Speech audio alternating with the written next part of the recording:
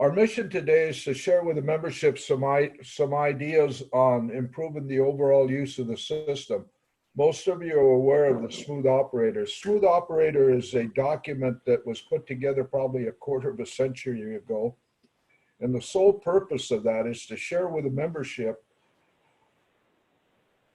the definition of Smooth Operator. What the PAPA system believes in is that we're all new hams at one time, all new members at one time. So we try to put together all of the positive thoughts about amateur radio and the best way to communicate on amateur radio and the PAPA repeater system. And we do that and put our thoughts down on Smooth Operator. Smooth Operator is a document that was put together primarily to help new hams and for them to use proper communications and etiquette on the system. So we're constantly improving on that. And the PAPA system has been very fortunate in putting in they could see new members. So let's keep everybody muted there, Carlos. Oh, hello.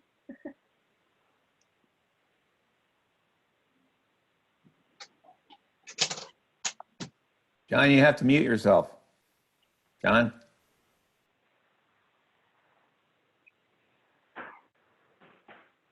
Well, now I can't see.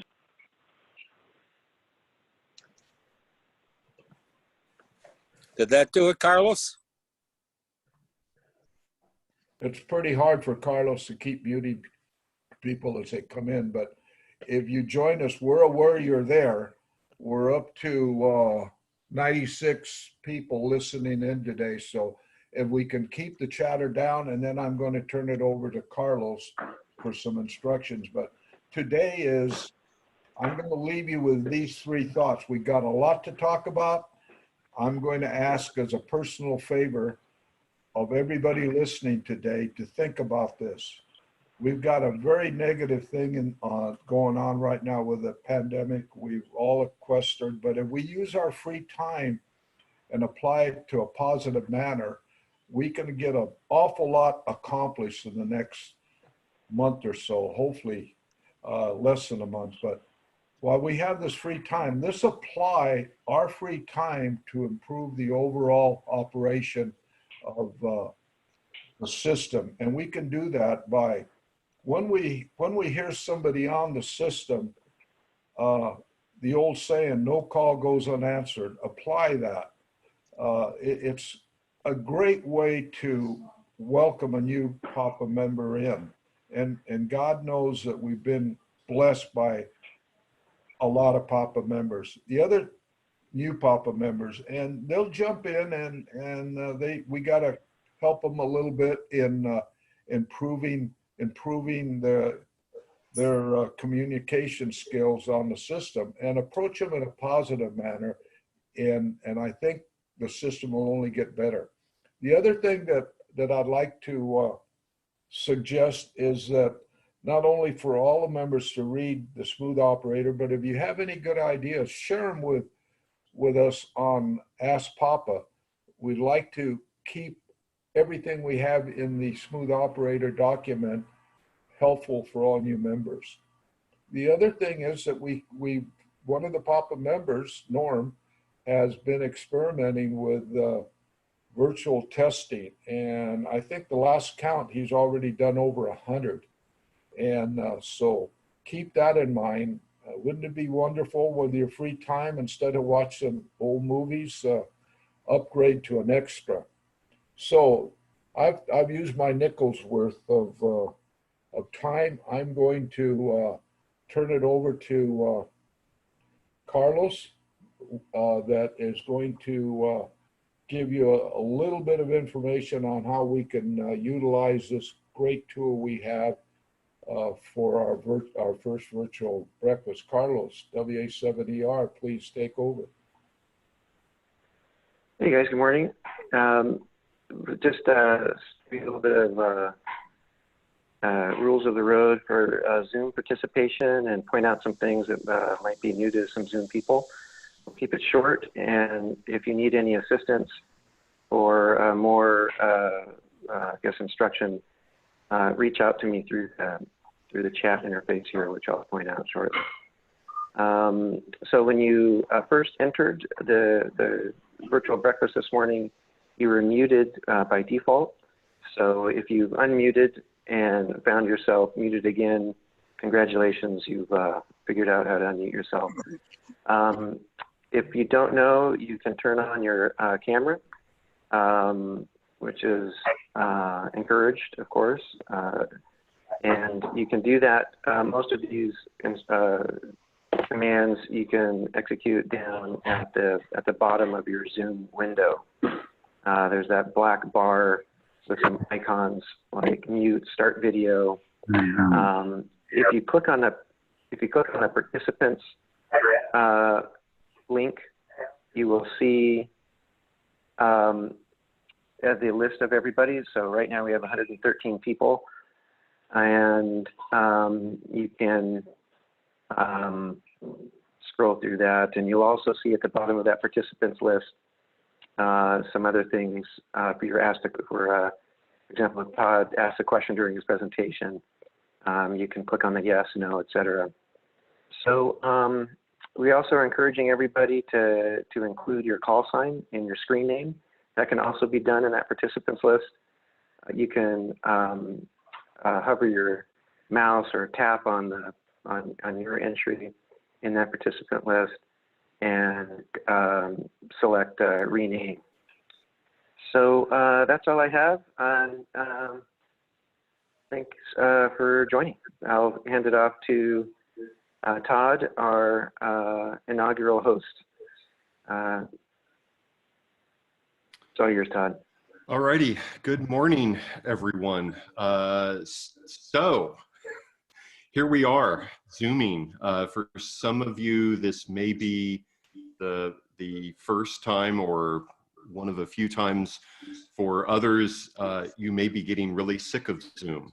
We've been using Microsoft Teams at work and have been all virtual. So this is our new normal, at least for a while. So we're gonna see what we can do. So based on some discussions that have been happening, and Cecil brought up Smooth Operator, we thought it would be, we did an informal polling from the home office in Omaha, Nebraska, and came up with the top 10 things that drive net controllers crazy.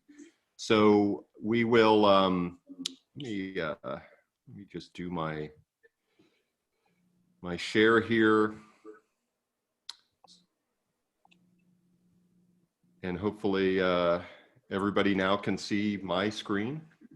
Carlos, are we good? We're good. All righty.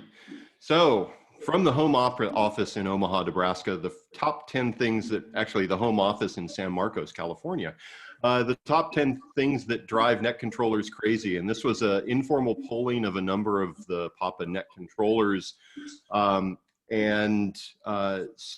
they will jump in and speak to some of these points as we go through it. And hopefully this will be a fun way to think about some of the stuff that we're hearing on the airwaves today. The obligatory disclaimer, the first is that these are opinions. Some things are very context specific, so it depends on what's happening on the radio, and they're not necessarily hard and fast rules. We think of them as guidelines. Your mileage may vary, offer is void where prohibited by law, and no animals were harmed in the preparation of this brief. So, without further ado, the top 10 things that drive net controllers crazy, and that's of course assuming they didn't start out that way.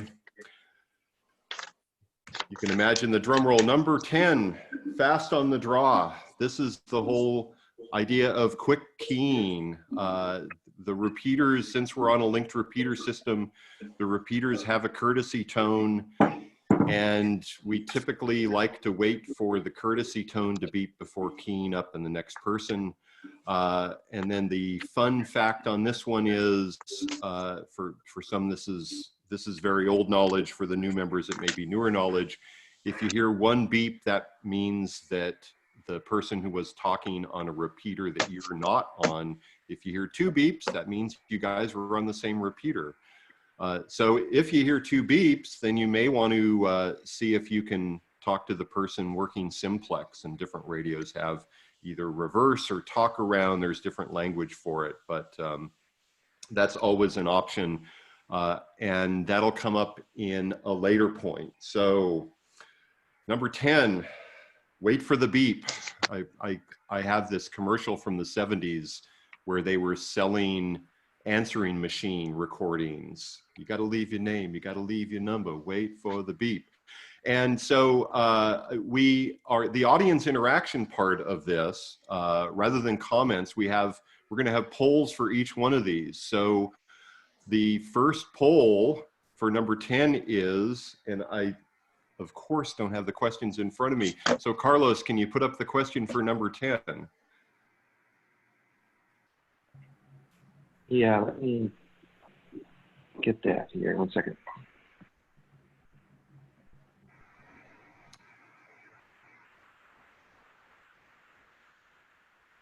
And I don't know if I'm going to see it if it pops up in my screen. We did some testing yesterday. We tested most of our things.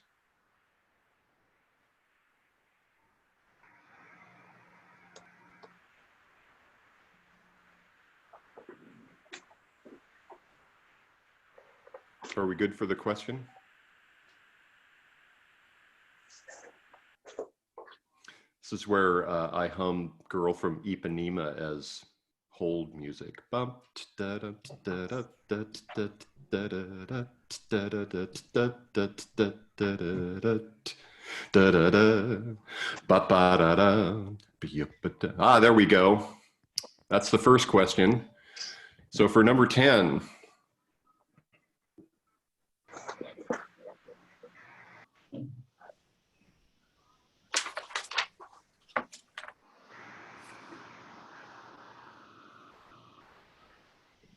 I'm not seeing it, Todd.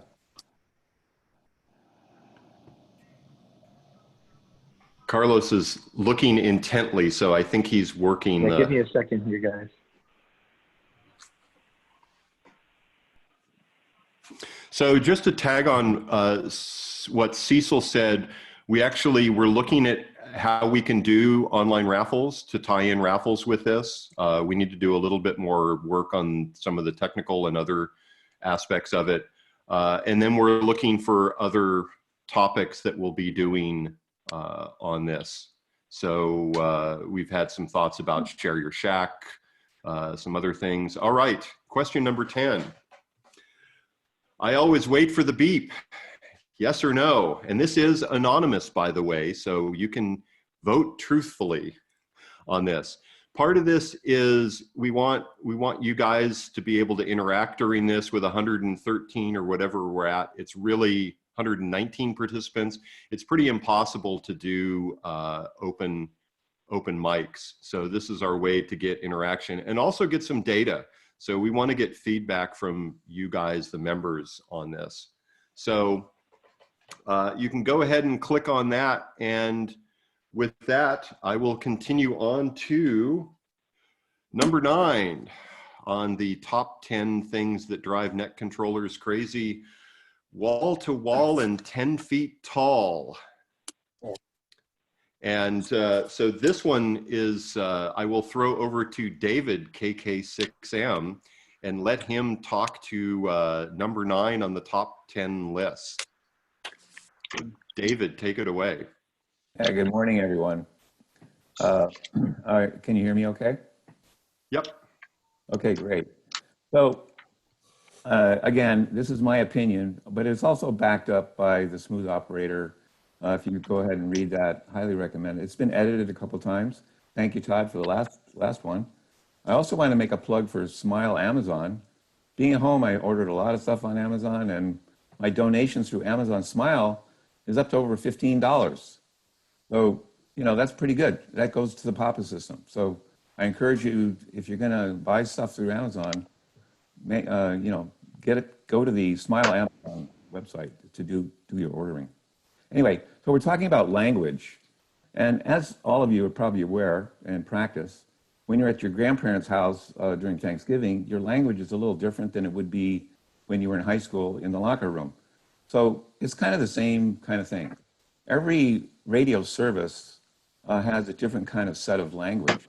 The police, the military, CB, amateur radio, whatever. I mean, there's all terminology and there's ways of speaking. And what I'm encouraging you guys to do is to use amateur radio language, not language from another service. Now, that phrase 10 feet tall is a CB language. So it's not a bag on CB language. There's other terms that come from that service, like on the side, that's a CB term, or negative contact, that's another CB term. I think it'll come up later. Now, those are kind of things that tell me where the person's come from. Now, that's fine, but we don't usually use CB language in amateur radio, nor do we use police language or military language. We use amateur radio language. So I'll just leave it at that. That's my opinion, and I think it's the consensus of the group that brought this together. The other topic I wanted to talk about was how to break into a conversation. And maybe, Todd, I don't know if that's even on the list. It is. Yeah, it is. I'll break with that, and we'll go back to net control. Thanks so much. All righty. And so question number 9 is up. CB lingo is okay on the system. And just for full disclosure, Kilo Papa 3039er was my 11-meter FCC license back in the day. Actually, it was my dad's license because I was a teen at that point. So there you go. I will cop to my CB roots. And sometimes the language leaks through a little bit. All righty. So continuing on, number 8 on the top 10. Sounds great, or maybe not. This one I will throw over to Matt, K3MAT, to talk about.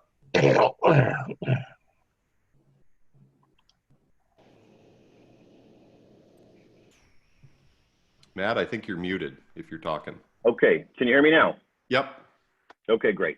Good morning, everybody. I need a coffee refill. I've called the waitress, but she's not here. Anyways, I hear a lot of people doing the right thing on the system before they kind of get rambling on a topic. They'll say, how am I sounding, or how am I coming in, which is a good thing. Some people don't really take it to heart in terms of giving a detailed description of how the person sounds.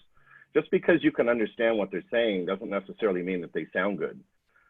You can be intelligible, but have a lot of popcorn or static or background noise, whatever it might be. You could be on the wrong repeater, low power. Some people, if they can hear the person, will just say, yeah, you sound great. That's not doing anybody a favor.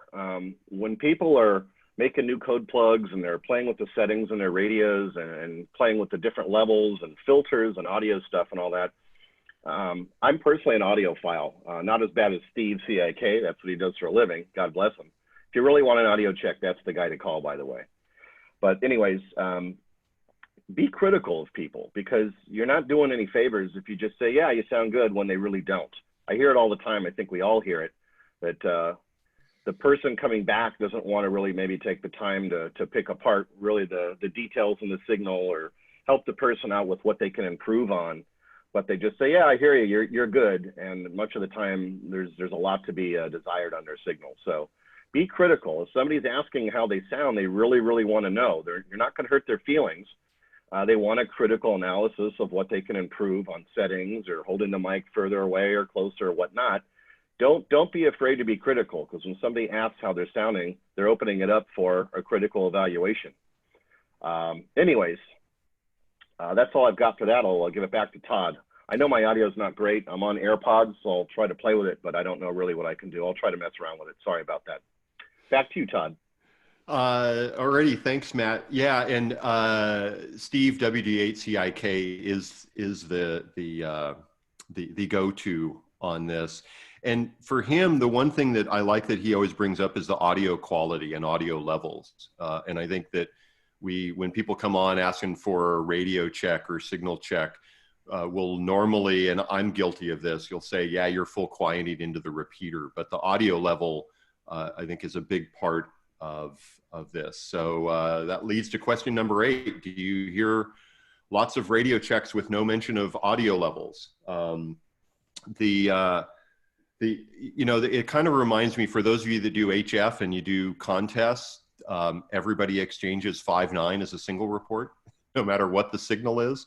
And so there's kind of that playing out. I heard Michigan QSO party on this morning, so I may try and work Michigan a little bit later today on 20 meters, and I'll do what is normal for HF, which is everybody's 5.9.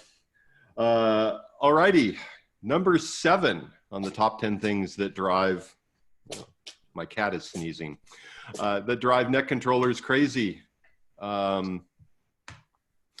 Negative contact. So this one is another David one. So I will throw it back to David, and I will admit that I am guilty of this, although I use a little bit different terminology on it. So David, take it away. Okay, very good. Again, it comes from the CB roots, and when somebody says negative, so the history of this is you call somebody on the channel, and that person you're calling does not come back. What's the proper response at this point? Well, there's no such thing as a negative contact. I mean, it doesn't exist.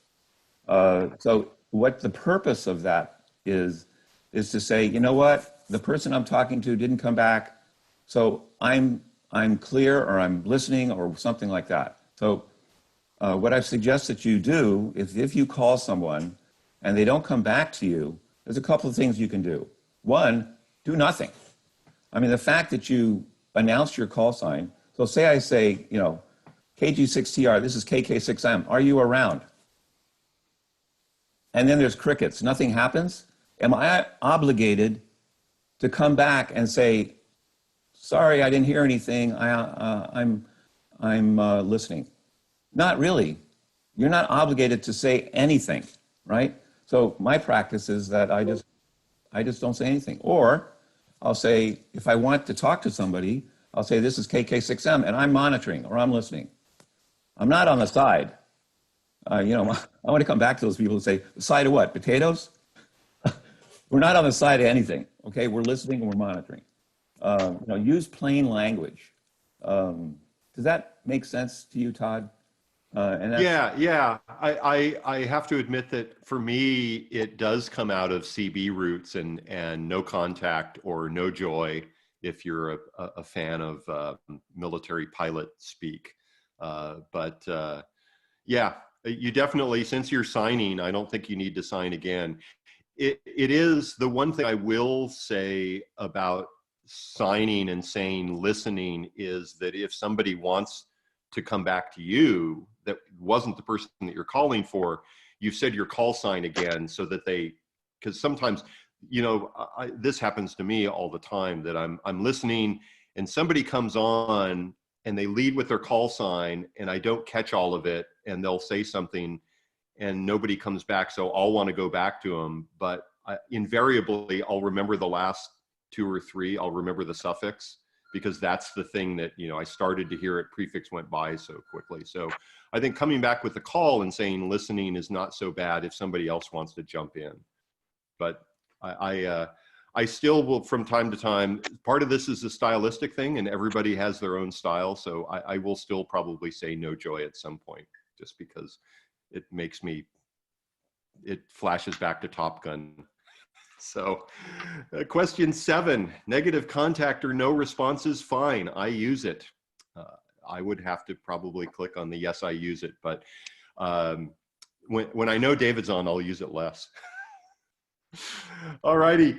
Number 6 in our top 10 things that drive net controllers crazy. Hijacking. Just say no. And this one, both Matt and David wanted to, brought this one up in our text, and Cliff also did. I think Cliff is working right now, and I think Steve brought it up as well, but Steve is, I think, on the trail right now and doesn't have network access. So Matt, why don't you go first, and then you can throw it over to David. Okay, first of all, I tried to play with my audio. Is any of this better right now? Okay. Wall to wall and 10 feet tall. Come on now, don't do that. Okay, good to go. I tried to play with the setting. I think it worked. hijacking. We've all been listening when there's a couple of guys. It's usually two people having an in-depth conversation about a particular topic, and you can tell they're both pretty passionate about it, and they've got experience in what they're referring to.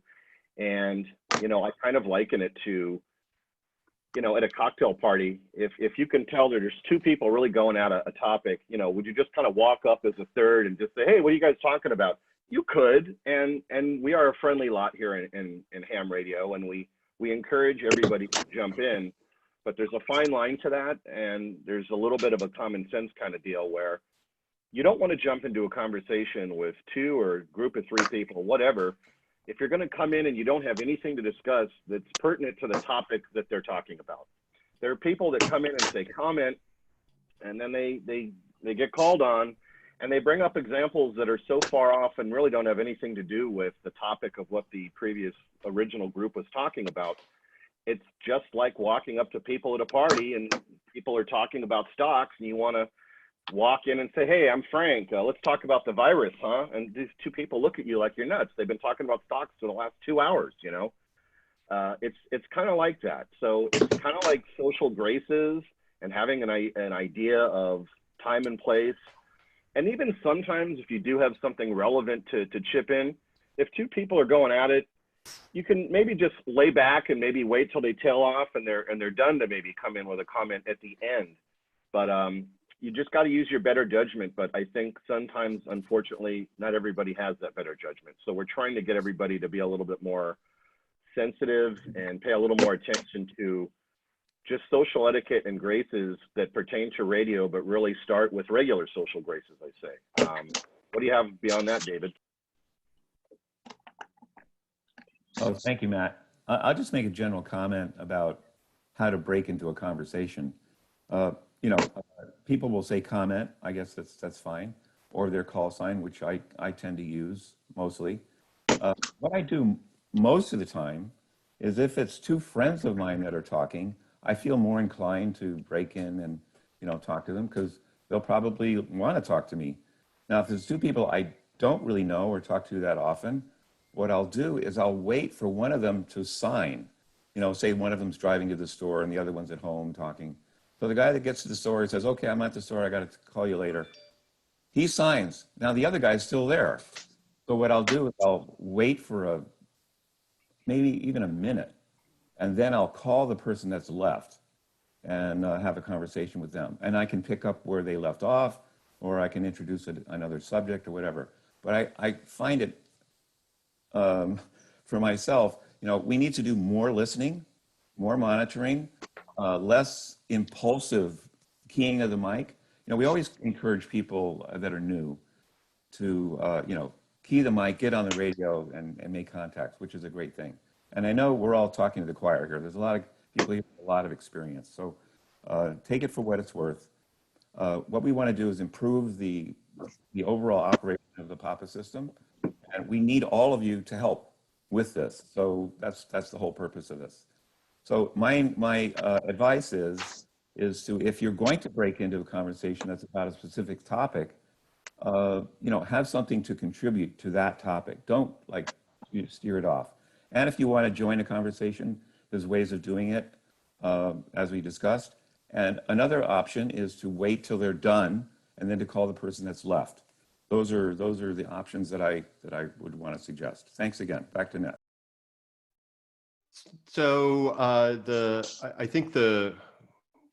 want to thank everyone for voting on the poll, because this is really useful data for us as net controllers and for the club.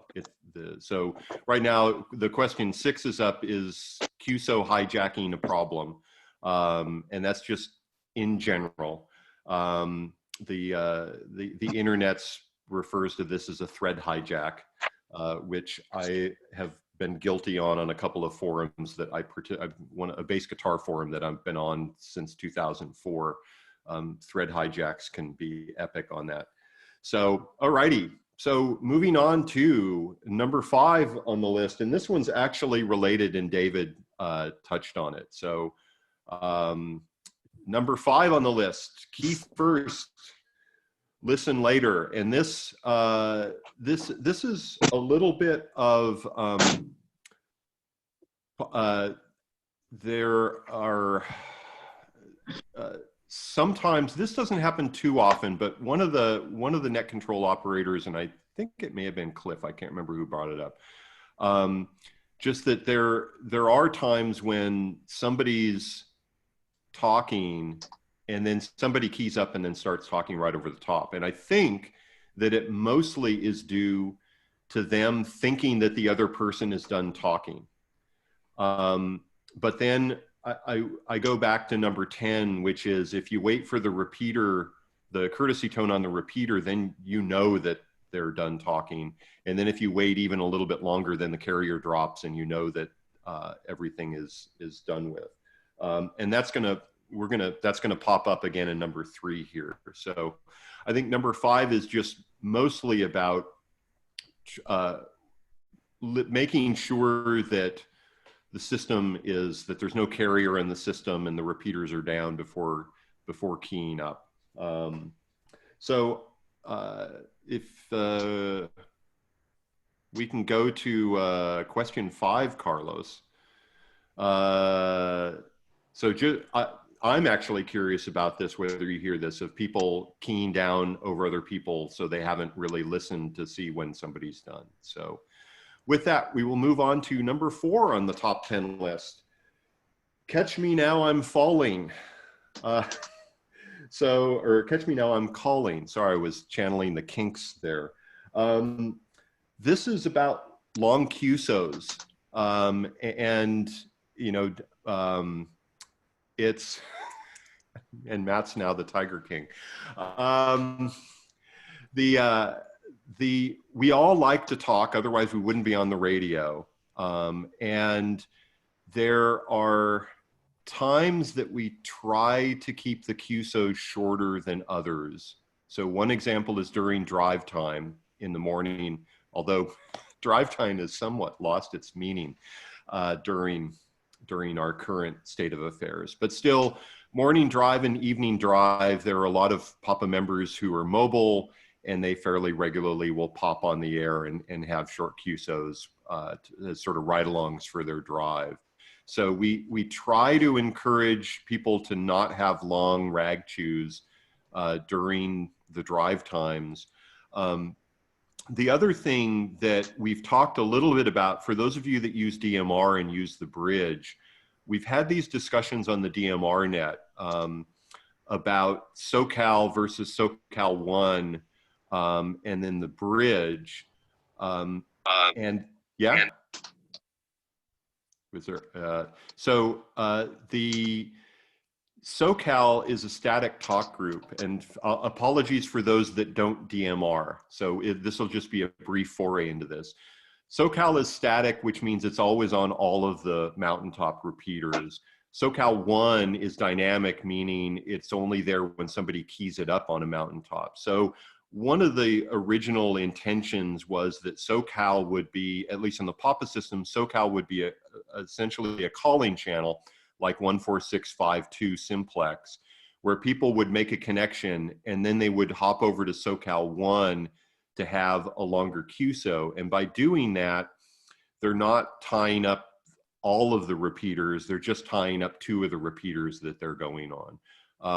And then the bridge ties up even more repeaters because it's all of the DMR repeaters and it's all of the analog repeaters. So the long QSOs on the bridge, if that's your only way in, if somebody's on digital and somebody's on analog, then that's the only way you can make the connection. And one of the cool things about the PAPA system is that we actually have that bridge across the systems.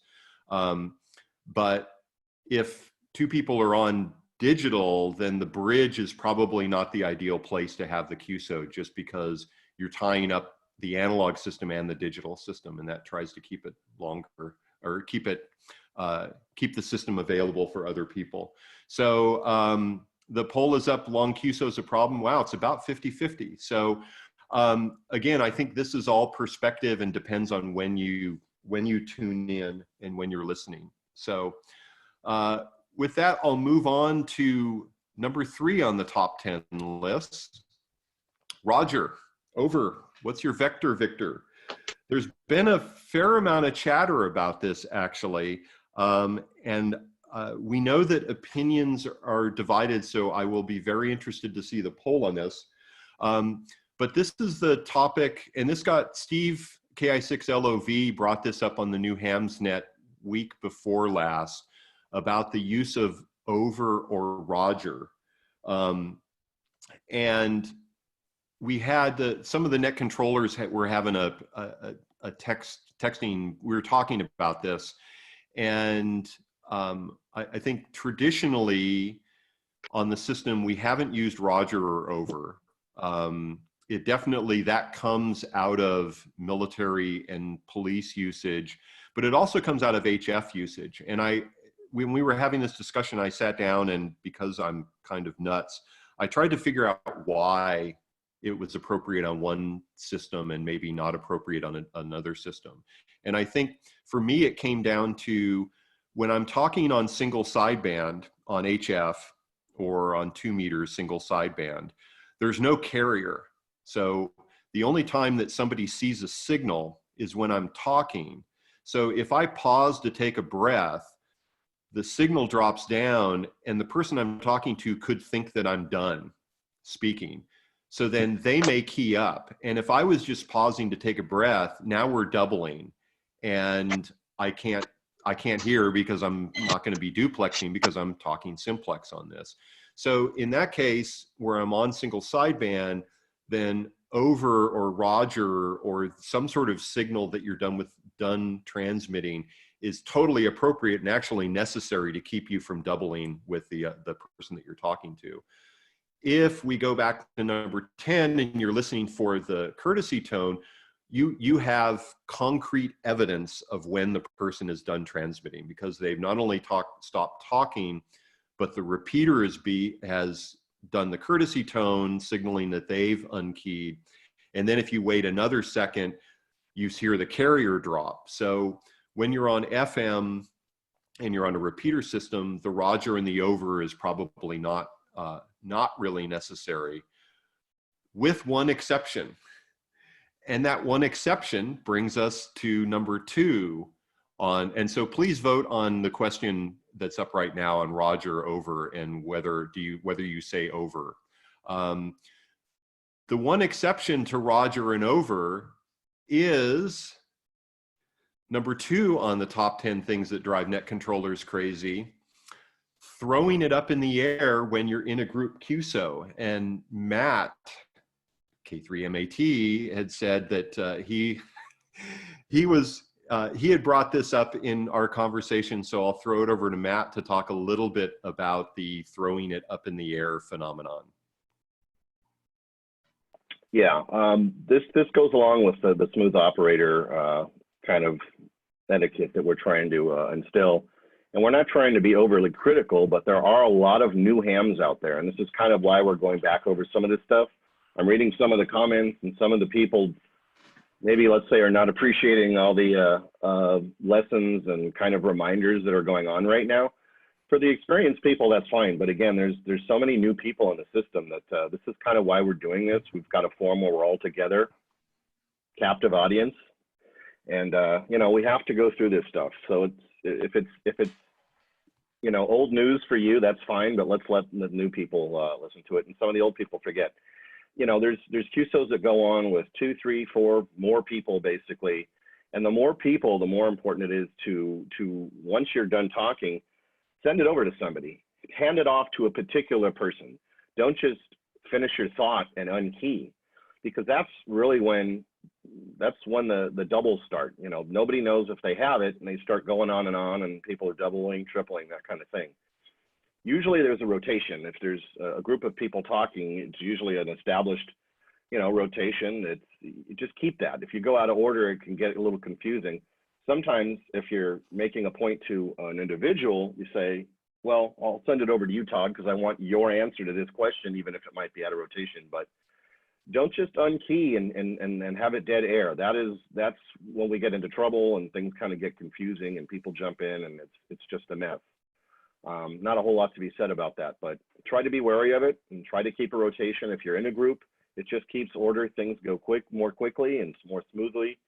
And then, as somebody else pointed out, you know, I think we're at like a 50-50 on the long QSO kind of topic. Long QSOs, if other people are coming in and you're inviting other people, I think are okay. By long, I mean 15, 20 minutes, not a half hour or an hour. But if you're leaving spaces and you're inviting other people to comment, then I think that you've got a little bit of a license to maybe have a longer QSO because you're inviting other people to kind of come in. But beyond maybe 20 minutes, half hour, I think is excessive. And there's other people that want to talk about other things. So yeah, just hand it off to somebody when you're in a group. That's really the takeaway here. Any other thoughts, Todd?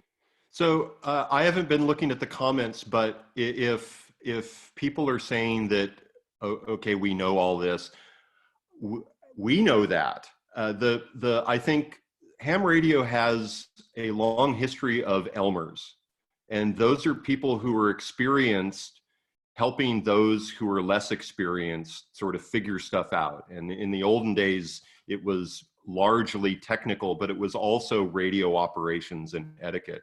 And I think one of the things that we want to try and encourage people to do is to help people out. So when you hear somebody doing something that is not in line with what's laid out in Smooth Operator, I mean, you don't jump all over them, but some sort of gentle correction or bringing it up that, hey, you may want to think about X or whatnot, is how we make the system a better system. We've had an influx of a lot of new people, and we've also had an influx of people who may or may not actually be licensed, using call signs that don't exist. And we have a history of ignoring the sort of jammers and whatnot, and that definitely is the only solution for that.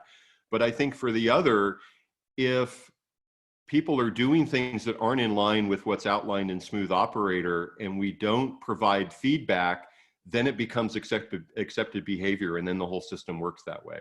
And so it really, yeah, we know this, that for those of you who are following along at home and haven't clicked away, absolutely we know this, but it's important for all of us to not only practice, you know, sort of what we preach, but also help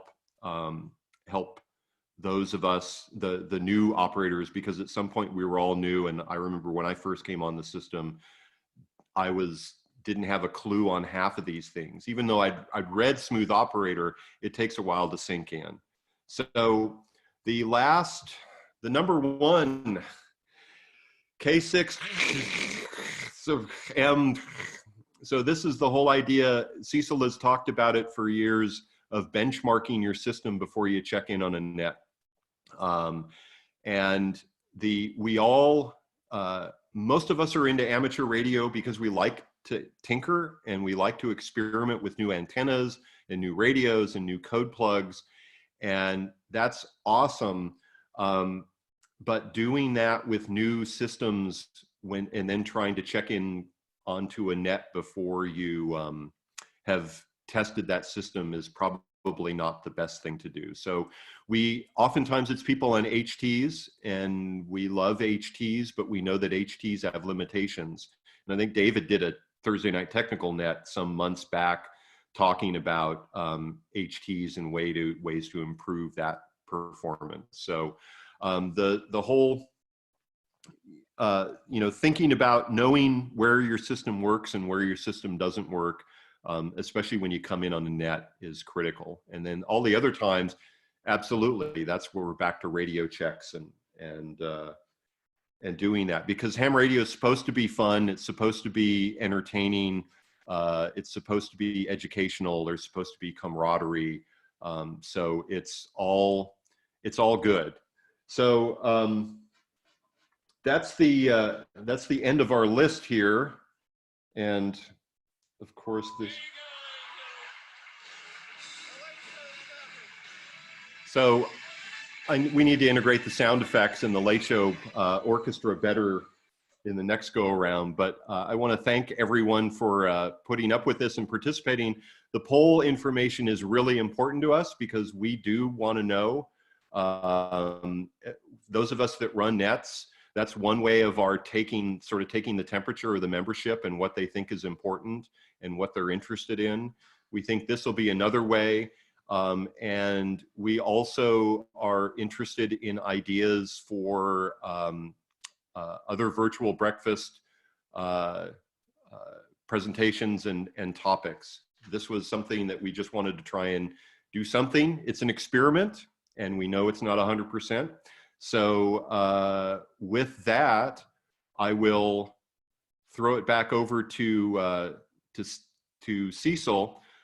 First, I want to thank all the net controllers for participating in the Papa Tech team, all the people that work behind the scenes to make the Hilltops work, to make the website work, to make all the membership stuff work. And then, of course, Cecil, who we'll throw it back to in a second. And the members, and we say this on all the nets, without the members, there's no club and there's no nets and there's no conversation. So I was talking with some folks. I'm up in Lompoc right now, so I'm on Papa 6, and I was talking with a guy who lives in Goleta, and we were talking about repeaters up here. And you know, the Papa system is an amazing set of repeaters that's unlike, there's nothing like it up here in the Central Coast, that's for sure.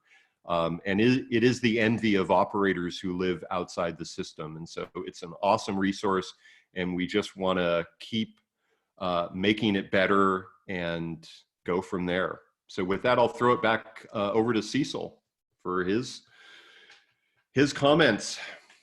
Thanks, everyone.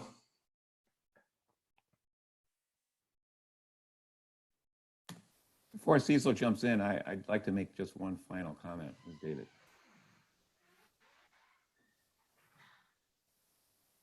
Sure, go for it. Okay. How to ID is kind of come up a couple times. There was a conversation that was going on between Cliff and a new person, and they were chatting along, and then somebody broke into their conversation. Evidently, they had just turned their radio on, and they said, "When are you guys going to ID? I don't hear any ID." Now, obviously, that was inappropriate, and so I broke in and tried to help this person out. I'd never talked to them before. I didn't even know who that person was. And what I explained to them was the FCC rules are that you do not need to ID when you start a conversation, only when you end, and every 10 minutes. And they were in a conversation, and Cliff really appreciated me backing him up. So, you know, the rules are it's a courtesy to ID when you start a conversation. We normally do it as a matter of course, but certainly every 10 minutes and when you finish your conversation. Now, to finish and say, this is KK6M for ID in the middle of a conversation, that quote for ID is, it doesn't bother me, but it bothers some people. Now, the whole point of IDing is, the whole point of sending your call sign is for an ID, right? To let the monitors and everyone else know who you are, right? So by saying for ID is like a redundancy, is totally unnecessary. And this has come up before. I know it's not on your list of things to talk about, but maybe Cod, you could comment and then send it back to Cecil. So Steve is guilty of this all the time. And I hate telling him anything, but you know, your call sign for ID is annoying to some people. It doesn't bother me, but I've gotten calmer in my older age. So, alrighty, thanks. Cecil.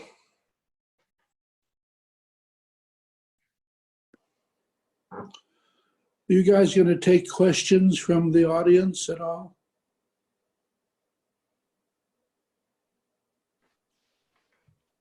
Were questions getting asked and answered in chat?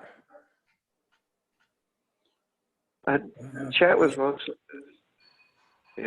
mostly people making comments. I didn't see any questions. So I have a question if you'd give me a second. Sure, sure.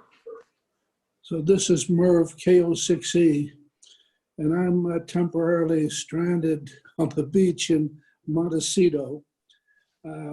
So I took out my old Kenwood handheld, the TH6, and for some reason I can't get it to work properly. And I'm wondering if anybody that's on the air here could give me their phone number and I could reach them and I could get some advice on what I'm doing wrong and get back on the Papa Net from this temporary headquarters here. So your best bet would be to put in a help ticket at Ask Papa, because that can get routed and we may be able to help you that way as well. I don't know how to do that. Are you registered on the website? Yes. So if you go to the website, let me just pull it up so I'm not, and you're logged in. Could you share that out, Todd? Yeah, yeah. Let me go back to Zoom.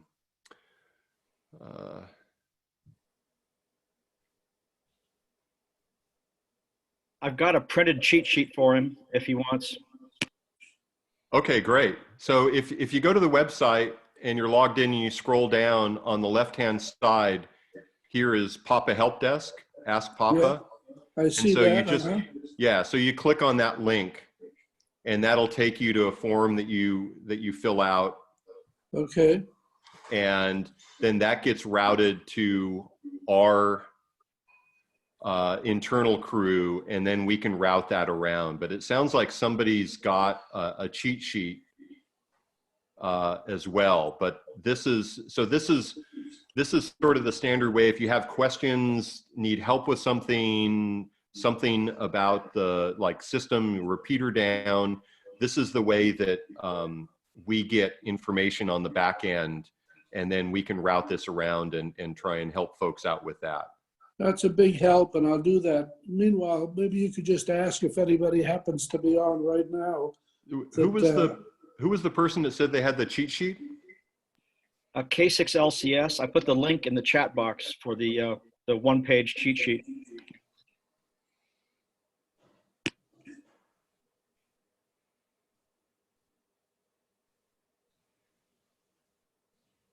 All right, so yeah, so do you see the cheat sheet, or can you see the chat? You asking me or him? Yeah, you.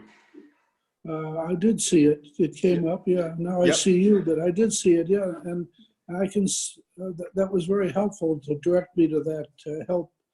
No. If you look in the chat, if you scroll up about four or five messages from Clint K6LCS to everyone, there's a link in there to a cheat sheet for the F6A.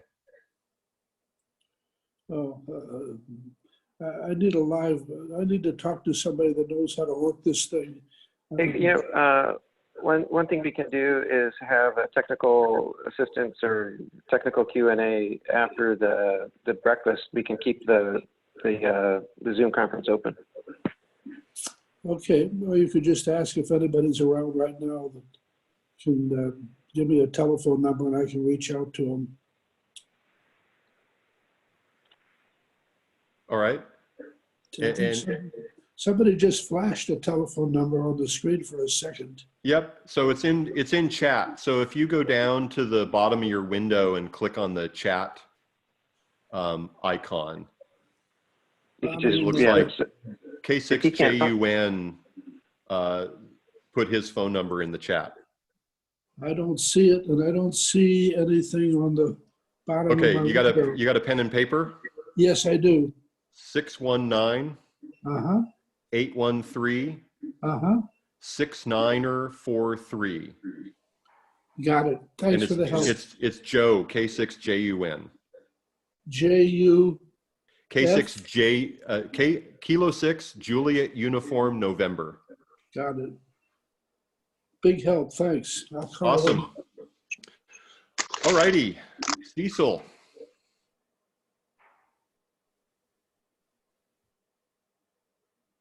I think this virtual breakfast this morning, it's definitely close to a 10. And before everybody breaks up, I want to thank the team that put it together at short notice. Once again, you know who you are. That's what makes Papa simply the best amateur group to be a part of. And without this team that we have behind me, we'd never have gotten to this level.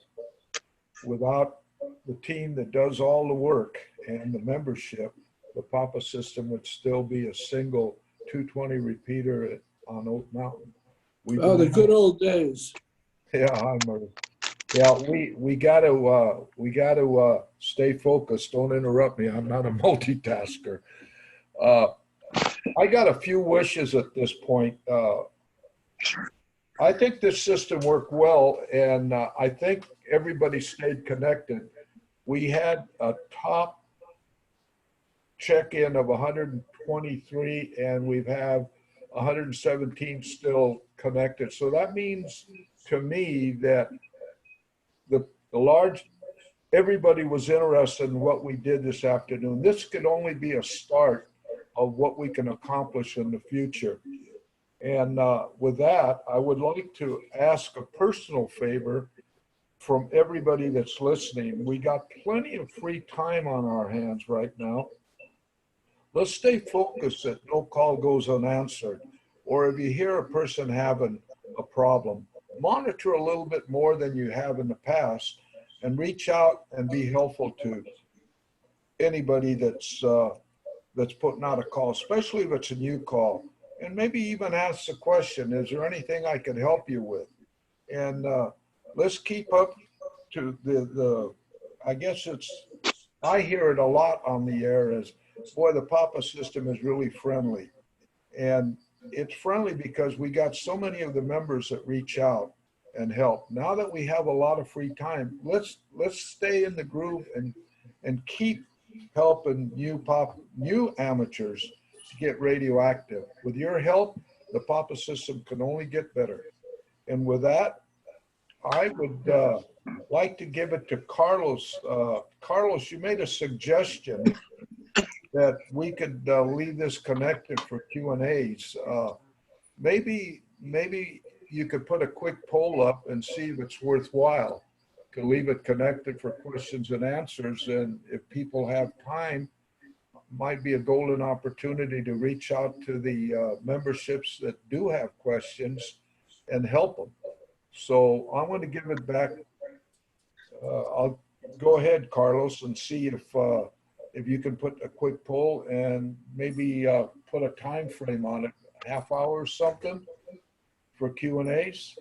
Carlos, it's up to you. Okay. Yeah, sure, we can do that. Did you want me to put a poll for that, or we can just stay? Anybody who would like to stay to assist or ask questions, feel free to stay. We'll hang out here for another 20, 30 minutes or so, or until everybody has had enough. Yeah, I got a question here. This is Ray speaking. Go ahead, Ray. I have a 5 to 10 minute presentation about my journey to Mount Whitney and using the Papa system. And I have a 3-minute video clip talking to Papa members from top of Mount Whitney. If that's something interesting, I can do the presentation. Todd, I'll give that to you. Yeah, do you want to do it now or do you want to do it for another virtual breakfast?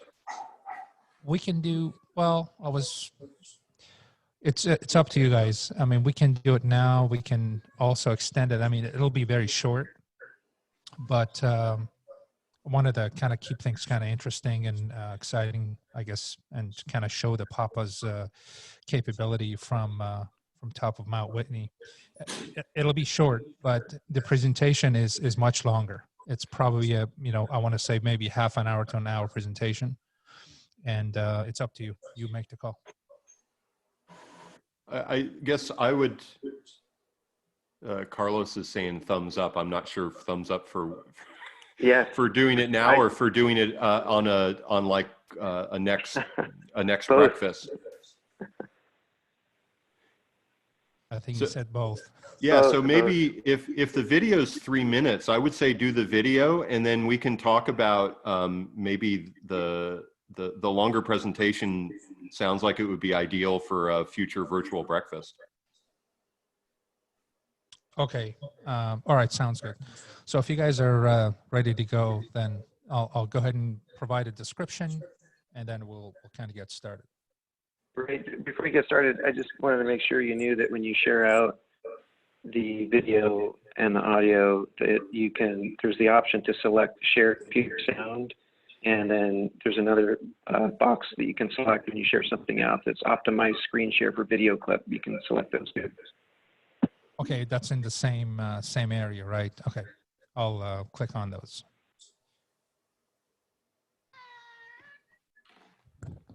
Okay, so let's get started here real quick, and maybe we can have a little background music. Okay, so the journey started October 5th of last year. I'm going to fast forward to a lot of things we did. We trained for this journey for 6 months to take 8 of us on to top of Mount Whitney. And one of the things that we had, with us is radios, talk to each other and stay in contact. Of course, that has its own limits. And once you go through Mount Whitney and you go through the switchbacks, there's going to be a point where you lose contact with basically with everybody. Going up the hill, I tried to maintain contact. I had a ground crew on standby for me and my crew in the mountaintop, and that worked out pretty good for the most part. Of course, we lost contact until we reached closer to the top of Mount Whitney, and then we gained all sorts of connections, and I was able to make some contacts. So the video I'm showing here is that once I got on top of Mount Whitney, I start making contacts on a repeater that is close by there. I think it's Ridgecrest, repeater number 19. And that turned out to be good. In fact, I could hit 3 or 4 repeaters. Imagine being at 14,505 feet. Suddenly you'll have access to repeaters and contacts that you never had before. From just a handheld. So with that said, this is really short. There's a lot of stuff happened. There's a lot of value in communications. There's a lot of value of having radios and being in contact, but I won't get into that. And I really won't be able to share all that stuff right here in this 5-10 minutes that I have, but I will share it at some point, and it gets really interesting.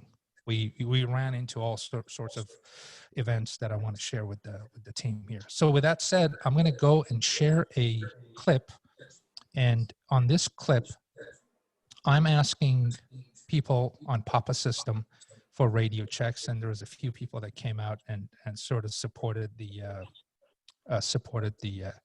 contacts. The audio level is low on this video because I had the camera in a waterproof case. So you might have to increase the volume on your side to make sure that the audio gets through. So with that said, I'm going to switch and we're going to go watch this 3-minute video.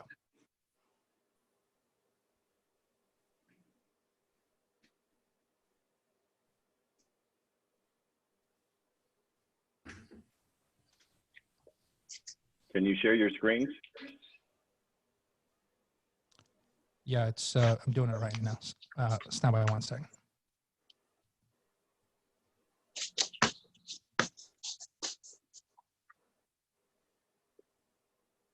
Okay, can you guys see the screen that I'm sharing? Yes. Yep. Yes. Okay, let's. I'm gonna go ahead and start it, and hopefully you can. All right, Papa System. I'm standing on top of Mount Whitney, and I'm about to do a radio check. You can tell here.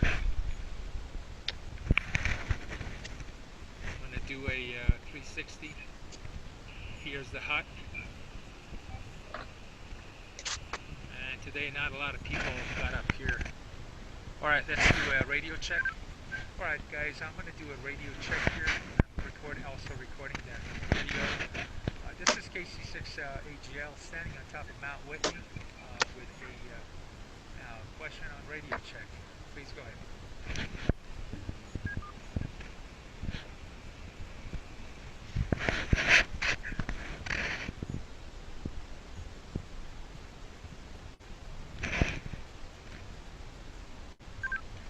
Anyone on frequency that can come back and mention your call sign and where you are, and this is a radio check. Please go ahead now. KJ60MI on Papa. And WD-CIK on Papa 1. That was Steve, WD8CIK.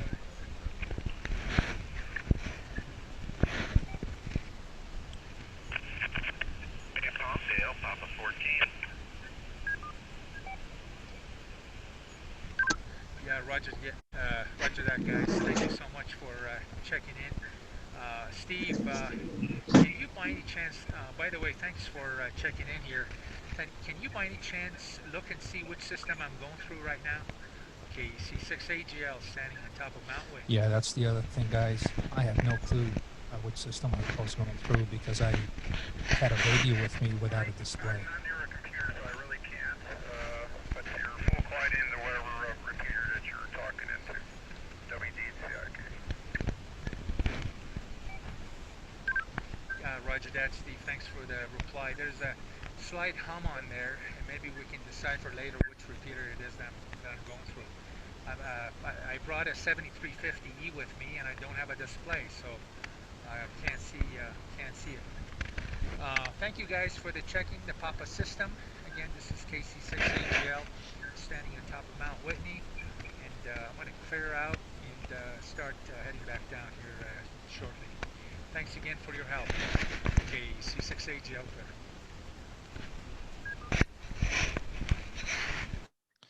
Okay, so going back to I stopped the sharing. That was pretty much, end of the video. But the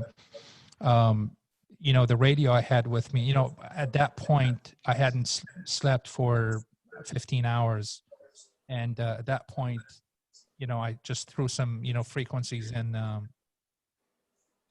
the radio, and I took a Motorola 7350E with me, only because I didn't want to have a display on it and risk, dropping it and cracking the screen. So I wanted something that is waterproof, something that is reliable, and that sort of thing. I think the repeater I was on was Ridgecrest, because there were a few repeaters I could hit from top of Mount Whitney, but there was one that was full slam. And as you heard, Steve came back and said, "Hey, you're full quieting," and that's great news. To be middle of nowhere, so to speak. With that said, I just wanted to present that, and hopefully next time, if there's more time, I can go through some slide deck that I put together, presentation to show every step of the way and how we utilize radios and communications to maintain contact, because everybody has a different pace on a hilltop, everybody. And it's getting separated is very natural. And of course, radios helped us to stay close, for the most part, but there were times where we had no radio contact also. So, and I'll save that for the next presentation. I can take questions if anyone is interested. I'll pass the microphone back to Carlos, and if there are any questions, please let me know at this point. Sure, Todd, I'll hand it to you. You're net control here today. Yeah, so Ray, we should talk about a future meeting. It would be great to do the longer presentation and get into the gory details. I have one question. It looks like you didn't have a radio with APRS, but I think I remember hearing you on some of your other hilltopping where you were using APRS. So did you use it on this one? That's a very good question. And I tried. So that 7350, I have it configured for digital APRS. Unfortunately, I could not get into any DMR systems, and therefore I didn't have that capability. So taking that radio with me only limits me to digital APRS. Now, I do a lot of mountain hopping in San Gabriel and San Bernardino mountain range, and that one I use the same radio and have APRS. So for that experience, I didn't have any access to any of that stuff. Yeah, so it's interesting because I'm up in Lompoc now. When I was down in LA, I had trouble with APRS beaconing, but digital APRS was no problem at all. Up here in Lompoc, I have no problem with analog APRS. There's just way less traffic going in. So I would imagine hilltopping, it's much easier to hit the APRS beacon. I think that may be another interesting topic for a morning breakfast, is to do a deep dive on APRS for those who haven't used it before, because it provides you some other ways to keep track of people. Adrian used it on the the island trip when he was hiking over the ridge, and those of us were following him on aprs.fi. It was pretty cool. Yeah, indeed. And, we have these tools and capabilities, and why not use it? So, yeah, definitely it'll be a good topic of conversation, and getting PAPA members to learn how to do that, possibly, or people that haven't tried it, haven't done it. I think it's a great value. It's nice to have. I mean, otherwise you have to go buy something that does that. And here we are as part of the services that we have the privilege of, having these radios, and of course getting our location transmitted freely. It's always a good value. Cool. Very good. Cecil, any? No, just want to thank Ray for a great job. He was on the agenda prior to this pandemic, this coronavirus issue that we're having on the planet. So I want to personally thank you, Ray, for jumping in, and one more time, seeing if anybody else has a question. If not, I've got a few more things to say, but Ray, is there, back to you. I'll give it to you, Todd, and see if anybody else wants to ask any further questions, and then I will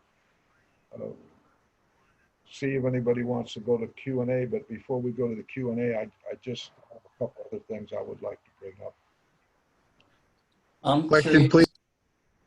I'm curious if on Mount Whitney he went to 14652 simplex and tried to make contacts. That's a good question.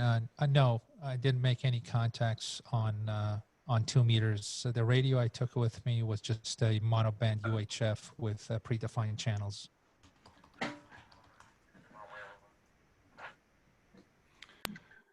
Cool. So I guess any other burning questions? I think if you have questions or comments about future topics or whatnot, you can send them to Ask Papa, or you can shoot them an email to me, because we're working through what we're going to do going forward. Question, please. Question? Sure. N1AB, go ahead. Oh, thank you. Just a point of curiosity, I've noticed that, well, for instance, KK6M and KM6VME and Carlos, their backgrounds, is that some feature of the Zoom software, or are they really located in paradise somewhere? Yeah, Zoom I'm has on a the beach. I don't know where anyone else is. No, it's in the Zoom software. Down when you get to the video settings, when you at the bottom left-hand screen, some people have a video camera. There's a little up arrow and you can change. It's called virtual backgrounds. It comes canned with some, and you apparently can add your own. So it's a feature from Zoom. Okay. Thank you very much, gentlemen. Thank you. Question? Yeah, Hugo. Yeah, I think the first question was, it looks like maybe CAN 6 DPI. Okay, thanks. So this is about the PAPA system. Is that appropriate at this point? Sure. Okay, so I've been a member for probably 10 months. Got my ticket last year, but I'm not super active with your guys' social meetings or things like that. But I'm on PAPA, the network, quite a bit. Up here in the Antelope Valley, typically PAPA 14. But my question is around the linking and unlinking of the repeaters. And I know you guys have, you know, net operators and so forth that handle that stuff, but occasionally I'll hear, you know, 1, 9, 14, 22, same traffic on all of them. And then once in a while, there'll be just a couple repeaters that have a whole different QSO going on than 14 or 1. And I'm wondering how people take certain repeaters on and off the network. Just a curiosity question. So I can answer part of that, and then I'll throw it over to Cecil for more details. For some of the nets, different repeaters are sometimes added in. So like on the Thursday night tech net, some of the D-Star repeaters are linked in. And then when we do the all mode net on the first Wednesday of every month, all of the repeaters are linked in. Normally all of the analog repeaters are linked, unless a box is having some technical issues. One thing we did notice was, because some of the links are microwave between the hilltops, when we get bad weather and rain, sometimes that linking can drop out. So you'll get some oddities, some odd behaviors there. And then sometimes the internet just does some wacky things. And so repeater connections will, some of the linking will drop out. Some of the tech staff has the ability to do remote linking and unlinking of boxes as well. So if one of the hilltops is misbehaving, then one of those net operators can actually take it off remotely. So Cecil, I'll throw it over to you to fill in any gaps in that answer. You did a great job there. You covered most of the bases. We have net control operators can disconnect anything from the entire system. Normally, like Todd indicated, we leave all of the analog repeaters connected. That's kind of the norm. There is occasions when we have a need for a request for a net for a certain area, like for the Red Cross. We don't tie up the whole system for that. We just tie up 3 or 4 repeaters. And so, but probably 95% of the time, the analog repeaters are always connected at this point. Okay, yeah, thank you. I appreciate your time. Yeah, and like right now, if you go to the website, the repeater page is usually pretty up to date. Like right now, it's showing Santiago is down, Toro is off link, and Sunset Ridge is down. And the Sunset Ridge, I saw some traffic on that earlier today. That's it looks like some hardware issues. So a team has got to go up to the hilltops, and that's just one other thing. If you go to the repeater page and you scroll down, you see a whole lot of repeaters. And one thing to think about is for each of those repeaters, there are PAPA members and volunteers who are going up and servicing those repeaters and keeping them online and reconfiguring and optimizing the system, and then also doing stuff remotely through all the internet linking and software linking. So it takes a ton of effort to keep all of that stuff going. And this is why I always, whenever I do a net, I always make sure to try and remember to thank the PAPA technical staff, because it's pretty crazy, all of this stuff. And the fact that it works seamlessly, like 99% of the time, just kind of boggles my mind. It's better than most. Yeah. No, I check out the page a lot because I like to see. I love the mapping that shows the area, the general area where the repeater has coverage. Yeah, the coverage maps. Yep. I'm going to throw out one more thing, and if somebody could throw it in the comments. I recently got a Yaesu 8900R. I typically just operate, 2 meter and 70 centimeter, the 440 bands. But now that I have 2 and 6, I'm getting into some M-beam stuff, whatever. I need to talk to somebody about antennas. So if somebody maybe in the comments feels like you're a Yaesu 8900R, I'm using it as a home station. So, I want to get something to go up on the roof. I can go up about 30 feet. But anyway, I don't want to take up everybody's time, but maybe if somebody in the comments feels like I could, talk to you offline, I would love some input. Yeah. So the other thing, so if anybody has anything on that, pop it in the comments. The other thing is just get on the air and ask at any sort of given time, and then come into if you don't get somebody, then come in on Thursday night to the technical roundtable, because that's a perfect question for the Thursday night technical roundtable. Okay. Well, maybe, because I'm one of the newer people, maybe some of the top 10 net control peeves, if people listen, because I'm one of those guys, I'll sit on the side for 45 minutes waiting for a QSO to somebody to not quick key so I can throw out my, my suffix. So yeah, I mean, I'm more than willing to do that, and I'm still working, but I do have a lot more time on my hands, so I'm participating in a lot more, on the air nets and stuff like that. So I appreciate your time. Absolutely. All right. Any last, as they say in the military, any saved rounds before we pass it to Cecil for the wrap up? Is this the DMR version of ATV? Hi. I suppose yes. I was dialing around 2 meter and some other things, listening to sideband TV. Of course, not viewing it, just listening to it, because yeah. This is, yeah, so Zoom's interesting. I think that it's been really cool to put faces with names. And I think that's one of the things that the breakfasts, one of the purposes they serve. So it was amazing to get like 120 people in a room at one time.